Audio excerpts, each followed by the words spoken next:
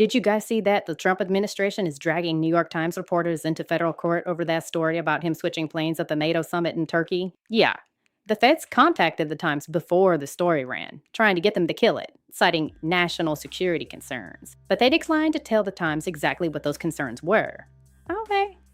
Now, I bet you're asking yourself, why does this story warrant grand jury subpoenas against journalists? That's an aggressive tool. It's usually reserved for an actual intelligence leak, not routine reporting.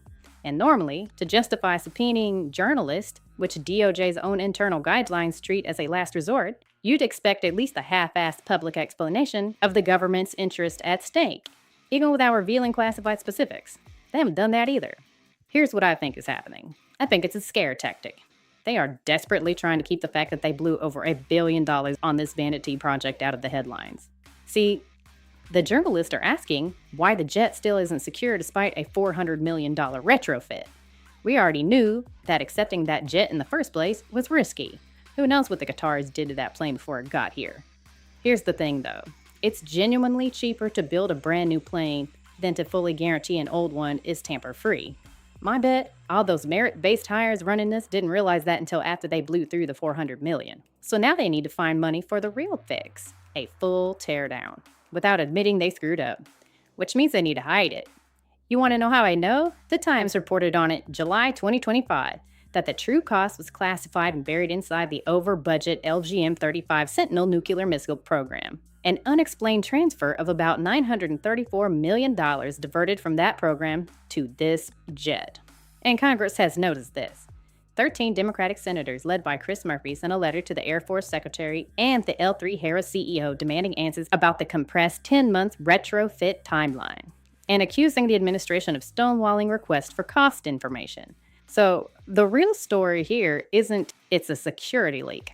It's a spending cover-up on a taxpayer-funded vanity project on a plane that he's trying to keep as a participation trophy after he leaves office. And now the people who caught it are getting subpoenaed instead of answers. And yes, he said he doesn't intend to use it, but let's be real. What's going to stop him if he changes his mind? The best case scenario is that this plane flies for maybe 2 more years before getting parked in a lobby somewhere. Even if he never sets foot on it again after January 2029, we already ate the cost. Here's the kicker though. We now got to pay for 2 planes. They already had a replacement for the old one ready to go.